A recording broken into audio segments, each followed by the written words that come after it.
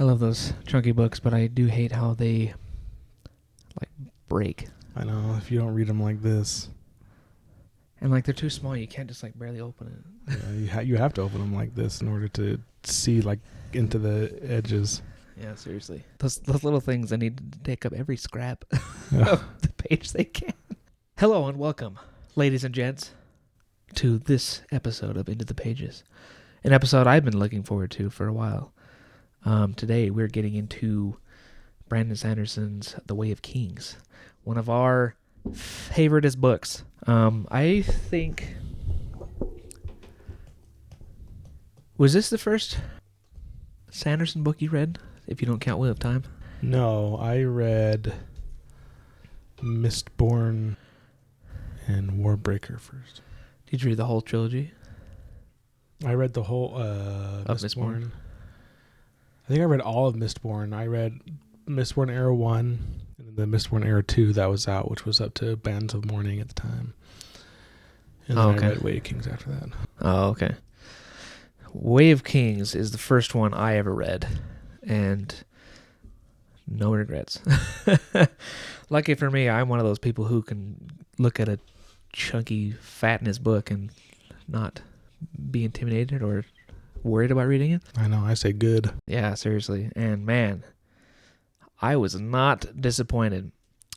I also can't believe we were talking a few days ago that it's been 7 years since we first read Way of Kings. Hot dang, that's a long time ago. It's pretty crazy. Let's see. I wanted to see when. When was this published? First edition, August 2010. Okay, so we got started pretty late. Maybe I started reading it earlier. Because I remember I was reading them as they were coming out.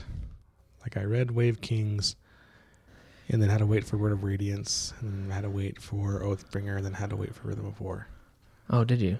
So maybe I'm getting when I read it, but I remember I do distinctly remember having to wait for each one. So maybe you did and didn't realize it. Maybe I read Mistborn in between waiting. I don't remember now. It's been so long. I need to reread Mistborn Era 1. I do too, I've been thinking about. I've only read that series twice. I've only read it once. And I only read it twice because I read it, and then a few years later I listened to the audiobooks with my woman, my wifey. And she liked it, didn't she? Yeah. She liked all of them. We just finished Mistborn Era 2 the other day. Oh, nice. Now we're working on the secret projects. We finished Tress, and now we're a little bit into Frugal Wizard. Nice. You gonna read it in the same order that we did the podcast? Yeah. Nice. All right, well, hot dang. This is quite the chunky book to get through. A lot goes on. Yeah, holy cow. I think this is definitely the way of all epic fantasies where that much of the book is build up and character building, and then that much of the book is build up to the climax, and then that much is the climax. Yes. Especially in a Sanderson book. But I like it this way, and I've been thinking a lot about why I like that. And I think it's because it makes the climax... I know it makes the climax better, but then I was like, why do I think the climax is better when it's like this? And then I realized it's because I'm 100% invested in all the characters. It's every detail of what got them there. And I know that there's books that can do it quicker, and they're just normal fantasy books that can do all of that in 500 pages instead of 1,200. But you just get so much more. You get more story rather than being and it carried on like that for 6 months. You get the 6 months, or it'll be instead of 3 months later, it'll be a week later, in the flash forwards. And so yeah. And how many chapters did we go through where Kaladin was sitting in that slave cart before he finally was not it anymore? In a normal one, that would have been one chapter, and then they would have got to the Shattered Plains, and then maybe 10 or 12 or 15 chapters in Bridge 4, and then maybe another 5 or 6 in the Bodyguards, and then the climax. Yeah. but then you really understand I like how each of these books, Way of King, each of these books has flashbacks into the characters. There'll be chapters that he goes back 6 years ago, which is before when King Gavilar is assassinated. In this book, Way of Kings focuses on Kaladin. Words of Radiance focuses on Shallan. Oathbringer focuses on Dalinar and Ishonai. Where's she in Word of Radiance? I think Ishonai's in Oathbringer. No, she's in. There's no, one she's of in Words of Radiance. I think it's. Because Word of Radiance, she's like in the interludes. But she also has her. I guess she only actually. Maybe she only has the one flashback. I think she only has the one flashback, maybe in the beginning of Oathbringer. Because remember, she's in the castle, and she's exploring the castle, and she meets Gavilar, and Gavilar shows her the sphere that will bring back the Voidbringers, and she freaks out, and that's when they decide to assassinate him. But anywho, but back to my point, is that when you're reading so much about Kaladin, like you get his past to bring up to where he is as a slave. You see how he's going through a slave, and then you just really understand his psyche and his motivations. Yeah. And why he can make certain choices and why he's so broken, I guess, is the word that he uses to describe himself. And it makes sense, his decisions that he makes. And I think it's a little easier to be like, to follow along with that and to understand him. And no offense to Brandon Sanderson, but maybe this isn't even an offense, but I definitely feel like I know Kaladin and Shallan way more than I know Wax and Wayne and Marasi. Definitely. 100%. You get such a deep look into their lives with like the past and present, and he really does exactly what you said, where like you really get invested in the characters, and then when like crazy things happen, like I think even like the first part of this, when you go through Kaladin, like you learn that like his brother died, and I don't remember what part you learned it in, that he was betrayed by the Bright Lord he was serving under. It's almost not until it was one of the very last flashbacks. Oh, okay. Even in the first part, you really get to know Kaladin, and then when he like decides to end it all, he's going to jump into the chasm. You're still like, no. Yeah. I remember being like, oh, dang, when I first read that. So I think it's one of my favorite things about epic fantasies is you really can get into it instead of kind of just skipping over. It's really weird to me. Like, even with, like, Brandon's books, like, you can go from reading one of his big, chunky Stormlight books and reading one of his smaller ones, like Mistborn, and it almost feels like Mistborn is skipping through stuff. You're like, wait a minute. I feel like I'm missing a chunk here, but yeah, it's like you can still flesh out characters pretty good in like a 500-page book, but when you just have this fat book, 1,000 delicious pages, especially when like this whole book is dedicated to like Kaladin and Kaladin's past, I think it works really well. Because I think the majority of this book is kind of just, I mean, Shallan's in there and Dalinar, and you have some Adolin perspectives, but I think Kaladin's like kind of the driving force, and I think he definitely is in the Way of Kings, especially in the first half of Way of Kings, and then once you get to the point where Sadeas betrays Dalinar, and then Dalinar and Kaladin and Adolin kind of meet up, and then it becomes like their story, like they all connect at that point. Yeah. Do you have any like favorite parts or parts that stuck out to you this time around? I have many favorite parts in Z's book, because it's just got everything I like in a book. Good story arc, good character building, good writing, all that good stuff. There's always like the really big epic moments that really like stick out to me, like when Kaladin kills the Shardbearer, because he's just like watching that Shardbearer lay waste, and suddenly he goes bat crazy and kills the dang Shardbearer. Love that part. Also, man, I don't know what it is, but just playing this through in my mind at the end of the book, where like Dalinar and Adolin are just like, well, we're gonna die here, and we're just gonna go out swinging, and then like suddenly there's hope, and they see Kaladin and Bridge 4 running to save their butts. It's just like such an epic moment. And especially I love when like the Parshendi realize that they're coming, and they just like fire all the dang arrows at him, and then Kaladin's like, no, and sucks them all to him and his shield. I'm like, holy dang. Yeah. And then the like, Parshendi are like, they know what a surge binder is, so they're like, oh dang, there's a surge binder here. Yeah. Which is amazing that when you get to Words of Radiance, no one was really like, so how did you do that? I mean, I don't think anyone saw. I guess I didn't think about that, but I guess like Dalinar and his army was like fighting for their life, and so they. Yeah, because Bridge 4 saw, but I bet they already knew about. Bridge 4 the Parshendi saw, but no one else. I don't think. I also love Wit in this one. I think in Stormlight, Hoyd is my favorite character of himself, if that makes sense. Like he's not just like a side character. That's just like mentioned in Mistborn. Is he even in the first era? Do you know? Yeah, he is. He has a brief mention. There's like Kelsier so has like a contact that tells him something, and then that's it. But like, and he also he shows up in Secret History too. Right, I knew he was in Secret History, and he's in Era 2 a little bit more. But he's what I like about him in this is like Hoyd as being the king's wit is I just love when he razzes on everyone, because he kind of like, you read this book and you kind of hate the Alethi because their politics and they're stupid. They're just ridiculous. They have such a skewed view of the world. Like, people are dark eyes, so they literally are just like barely above dirt.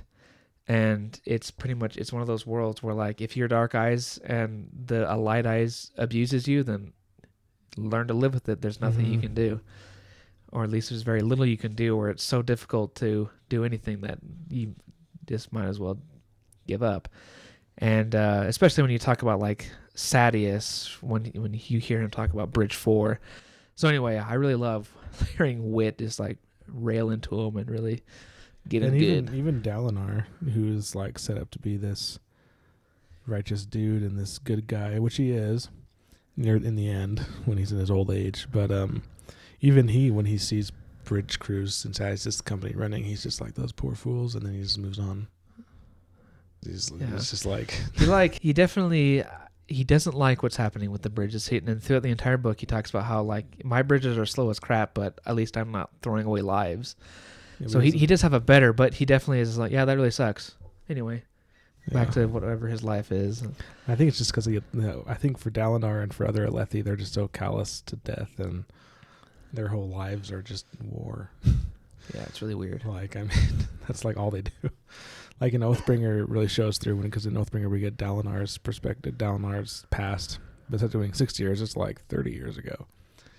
And we just see like the wars that they did, and it's kind of cool to see how Dalinar got the Blackthorn reputation. But anyway, we're not talking about Oathbringer. We're talking about Wave Kings. Yes. Yeah, and then I think this whole Wave Kings book really sets up a lot of the choices that Kaladin makes, especially in Words of Radiance. The two most important decisions are: do I tell Dalinar if that I'm essentially going to be a Night Radiant, a Windrunner, and do I help kill Elhokar? And then, like, I think if you didn't have this huge book to understand Kaladin's whole past, like starting with Roshon, who from a child's perspective just totally destroyed his family, to Amram, who did like the ultimate betrayal and killed people that Kaladin was like really, really close to Sadius and just the Bridge 4 in general, plus all the other Light Eyes that were there. Like, I'm forgetting their names, but it was like a woman and her husband that were doing stuff, like gave him permanent chasm duty and made him go on every single bridge run instead of having breaks. Like, you have all that, and then it really understands, like, each time that Kaladin has dealt with a Light Eyes that's supposed to be honorable, is supposed to be a good person, he's just been like burned in the worst possible way, and like his life is awful. Yeah, like he has awesome powers and Syl's cute, and like there's all these cool things, but when you think about Kaladin's life, you're like, holy, like that sucks. Yeah, no kidding. He saves his Bright Lord, gets turned into a slave, gets branded, tries to escape several times. People just die all the time around him. Then he's like forced to kill himself, running and bridge things, and then all of a sudden Dalinar's there, and then he's all like, you can understand, you can really, really, really understand, like, why, and empathize instead of sympathize, instead of being like, okay, the author just says that he's this way, but then you, like, Brandon shows you, like, this is why Kaladin doesn't trust and ultimately hates Light Eyes.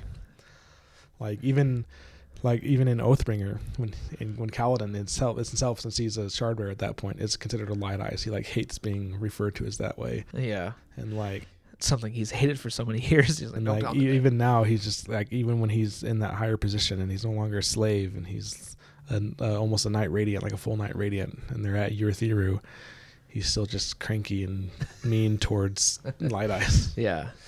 And I don't think there's enough.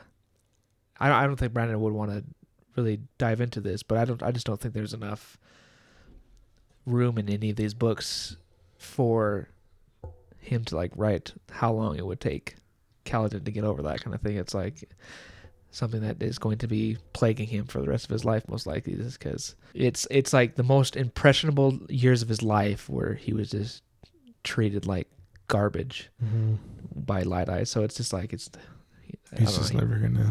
Maybe they'll come up with like therapists in this world that Brandon will write about that they'll help Kaladin work through his crap.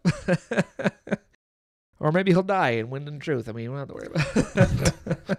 That's a depressing thought. He almost died in Rhythm of War. Yeah, I did. Maybe he will but he's a full Night Radiant now, I guess. Maybe he'll go out in like a Tony Stark kind of way where like he'll save everyone, but he's the only one who dies. I don't know, because Sunlit Man. I'm so mad about that because... Mad about what? Sunlit Man. Oh. Because Sigzil's talking in Sunlit Man. He's like, wishes that he could go back and visit Kaladin. Why would he say that if Kaladin was dead? Maybe he's like, I wish Kaladin was still alive so I could go visit him. So I'm just saying, Sunlit Man, that piece of shit. I want to sue Brandon and all dragons. Be like, you spoiled your own book.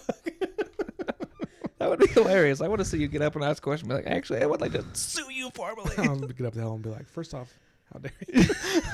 That would be hilarious. It's like, why did you spoil Wind and Truth with Sunlit Man?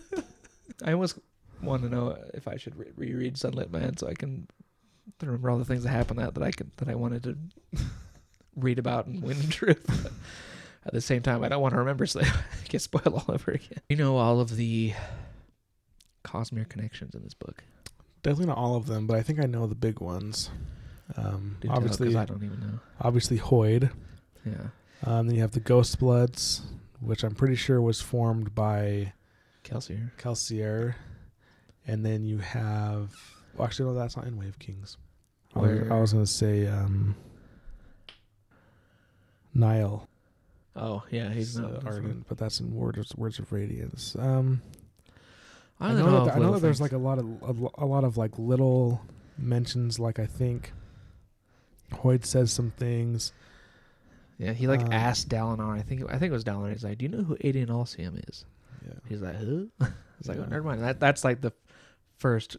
That's the only thing I know about Aedion Alcium other than what you've already told me. Yeah, and then like there's a point where Hoid gets like for real. I don't remember what book it's in. I'm pretty sure it might have been this one, or I think it was this one, but Wits essentially tells Dalinar not to trust him because if he had to watch Roshar burn and be destroyed to accomplish his goals, he would do it. I think that was in Words of Radiance, yeah. Yeah, so I was like... Yes. I mean, I guess when he's like thinking of the wider Cosmere, and he knows all of the crap that is like these shards of Aedion. Yeah, because he was there. So like he's probably like, he's the only I do not want Roshar to burn, but I know the evil that is out there, and I will watch it and let it burn if I need to. It would seriously be awesome if there was just like a, I don't know. I'm trying to think if I would want it to be a trilogy or a novel of Hoid and the other 12 people, or however I think it was 12, maybe 13 people that destroyed Aedion Alcium and took bits of his power. It'd be really cool to like. That would be really cool. Have like kind of like a Mistborn Lord Ruler kind of story where Aedion Alcium is Lord Ruler and they're all like that and gets a baby wet. Yeah, baby Hoid. That would be sweet. I would love that. But man, I think it'd be one of those things where I could see Brandon. He'd probably only do a novel, but I think we'd all read it and be like, "Can we have a trilogy, please?" Yeah. We would want more and more the farther we get. I'm not remembering offhand. I know there's probably. I think Wave Kings is more just has little mentions of it. Like especially in the blurbs, like the blurbs on chapters. Like I just opened this one, like on chapter 26, a little blurb.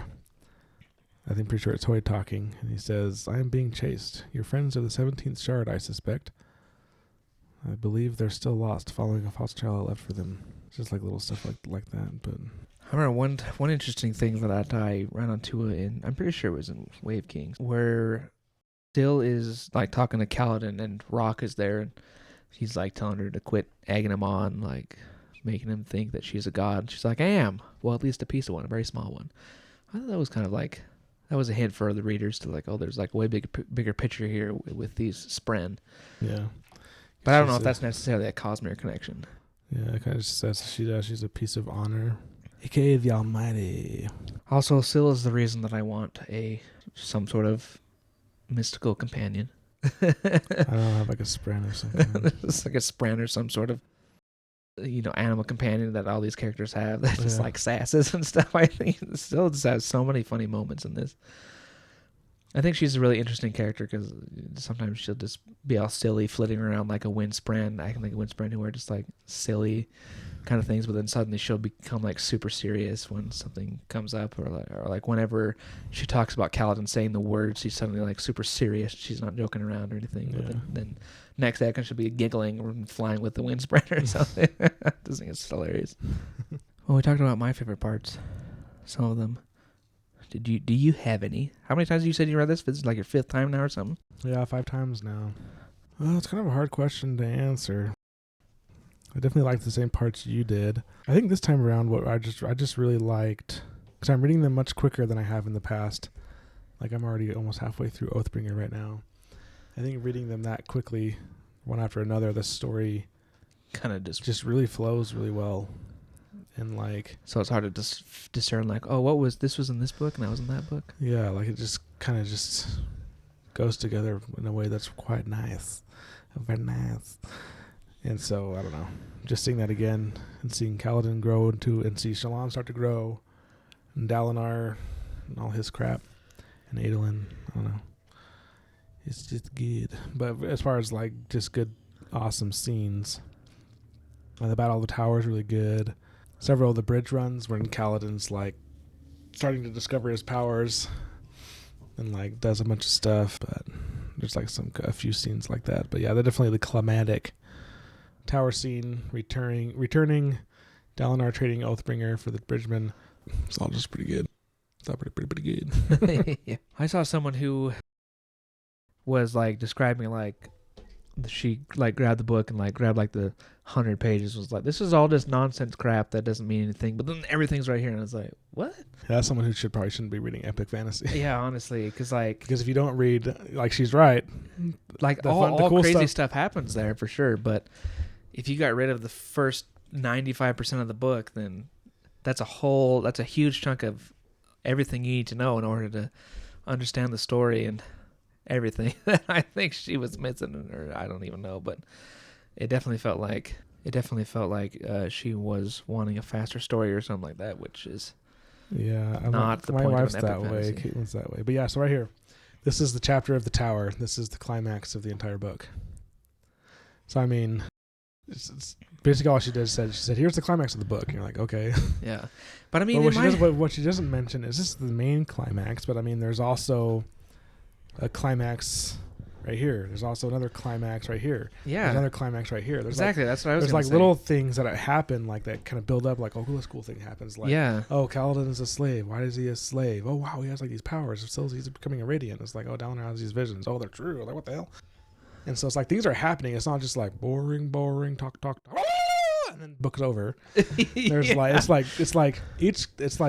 like little moments where like it starts and has like a little mini climax, and then it has another climax, and those climaxes build up to the main climax of the story of the whole book. Yeah. And then absolutely, I feel like Brandon is constantly building and building and building. It's not just like especially when you have so many different characters, like, because all these characters are having their different arcs, and they're like over here, like, who would have thought that Dalinar, the High Prince of a completely different princedom, would eventually save Kaladin from the bridge crews. He's doing a completely different thing over here, a slave that Dalinar doesn't even look at. And so just to see their stories come and then meet together and then have all those stories, we have 4 different viewpoints. Well, one doesn't go to this, but you have Dalinar, Adolin, and Kaladin. They all have stories that meet up together. And then you have Shallan, she has her own little climax scene in here where she, she's meeting with Yasna, and Yasna's doing all these things. We don't know everything, but then her story culminates in, Yeah, like her story's a lot of fun to read about, especially when she starts drawing pattern. Yeah. And then she discovers that, like, oh, Yasna also had a fake soulcaster, and she is a dang radiant too. Like, what the F? Yeah, and then that's how her story ends in this book, is Yeah. she admits to Yasna that she can soulcast too, and then it's kind of like, oh, dang. So I don't know. It's just kind of pretty good. It's definitely, I kind of hate it, but it almost seems like it takes a special somebody to appreciate and enjoy an epic fantasy. Because the same thing is, I see a lot of people making like their funny little videos saying like, what do you have to say that takes this long to say? I'm like, oh my gosh, you don't even know. So much goodness. And like, sometimes it's still, I feel like he could have written it longer and it'd still be good and everything, but it's a lot better than other epic fantasies I read. Yeah.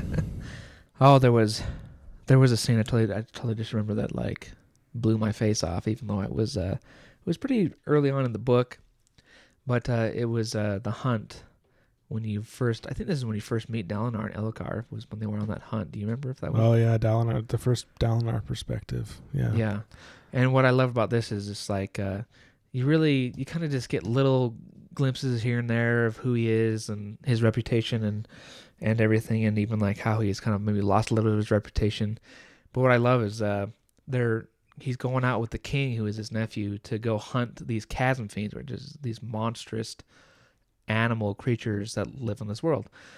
And they have like this whole plan how to take it down so they don't all get hurt and they just kill this thing and everything. But it doesn't go as planned. Mm-hmm. And like Elhokar is about to be smashed by this giant creature, and Dalinar freaking jumps in and catches the claw. You're like, oh my gosh. Yeah.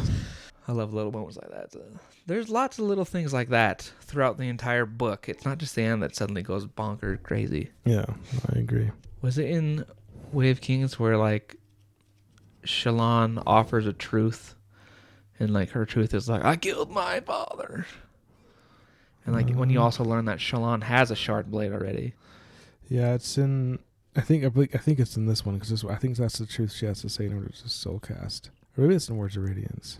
It is? Because is that when she tries to soulcast the ship? I don't remember. Oh, I don't remember either. That it might have been when.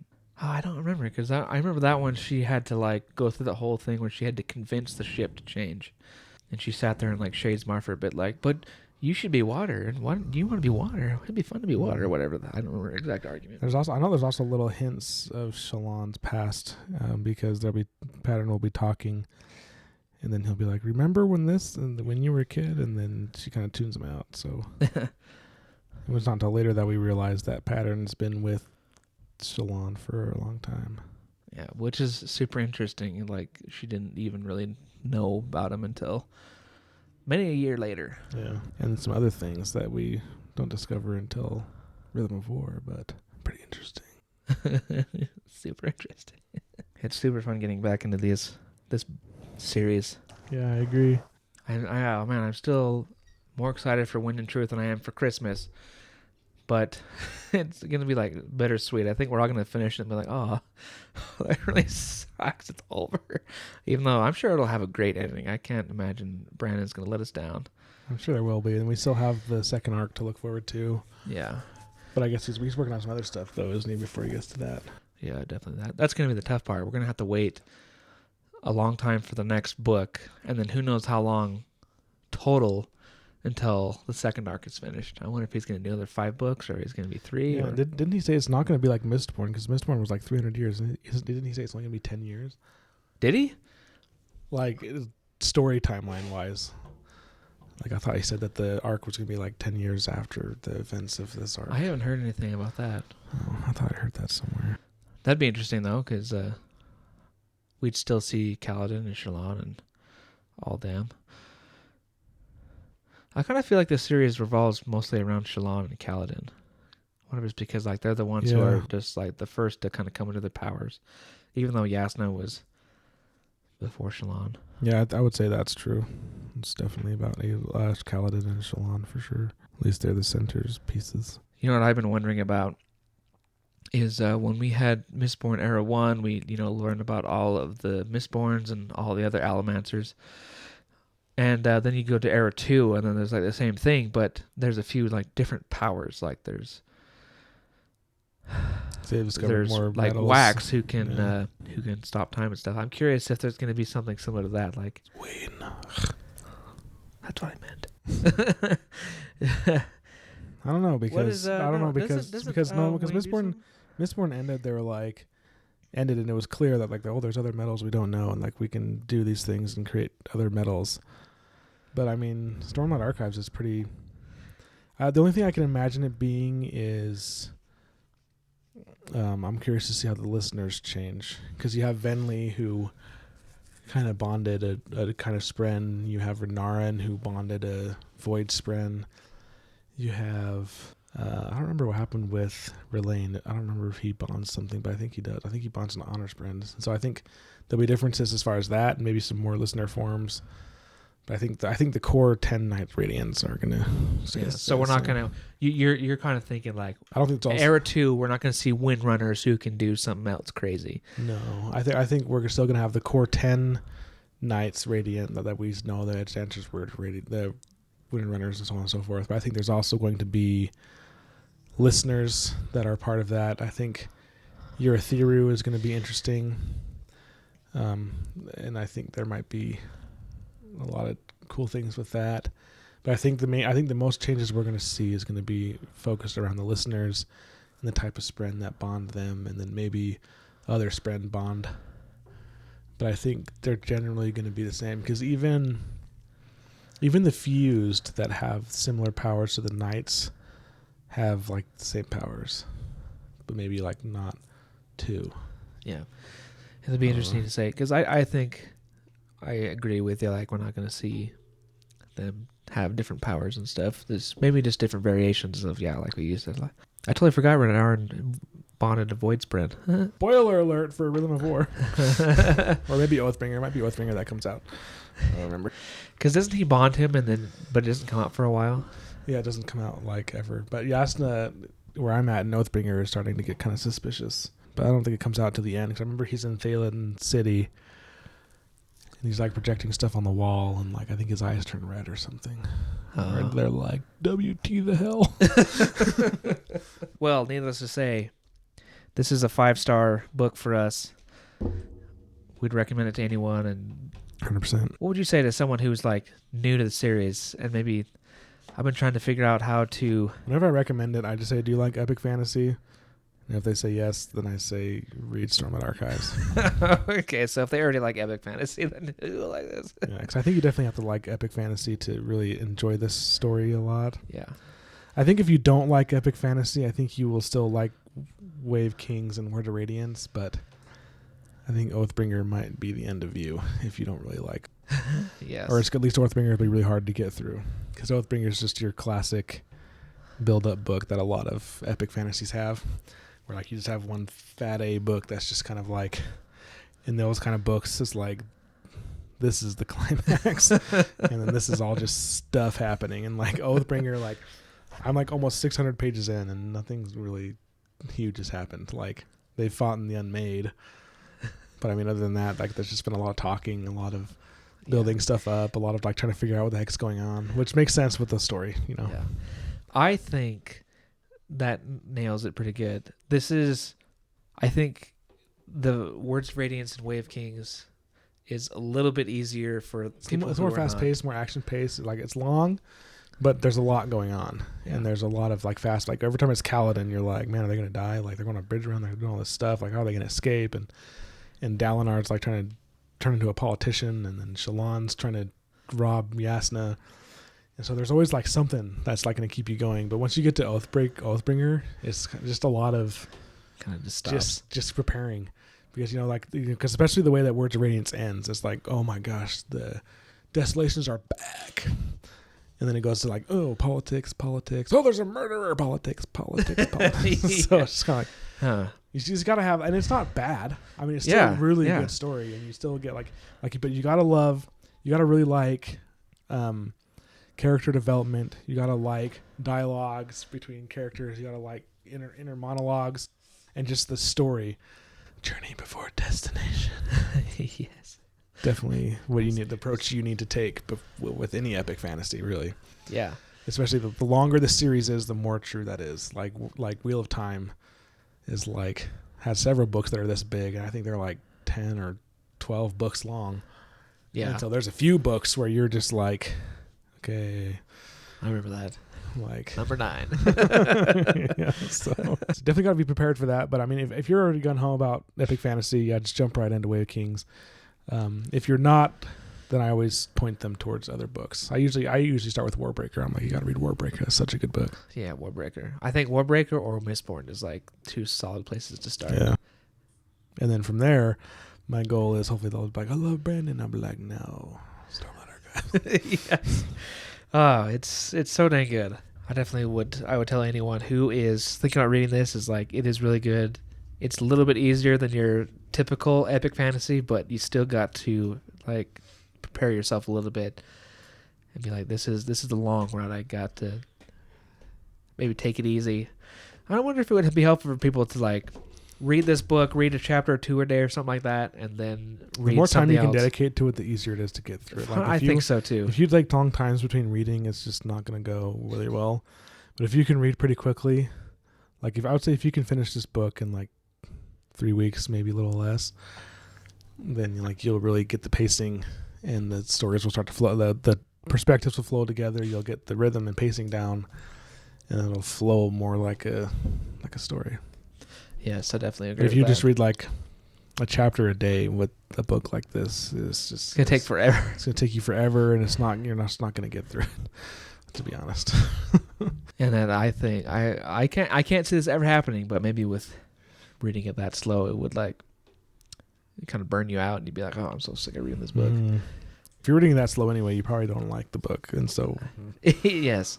Because dang, there are so many times in this book where you can't put it down. It's like, hot dang, what's going to happen next? Well, anything else you want to get out of your system? No, I don't think so. Not for Way of Kings. This is a good dang flipping book. Okay, now I'm done. Amen. You want to pose for a thumbnail?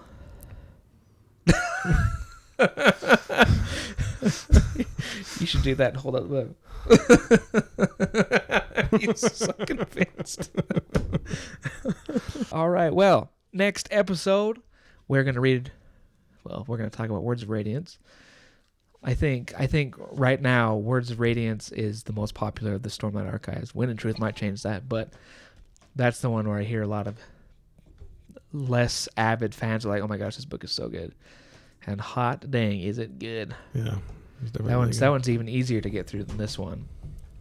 So, it's going to be an exciting episode. Yes. Be sure to read the book, or else you might get spoiled next time. See y'all next episode. Goodbye.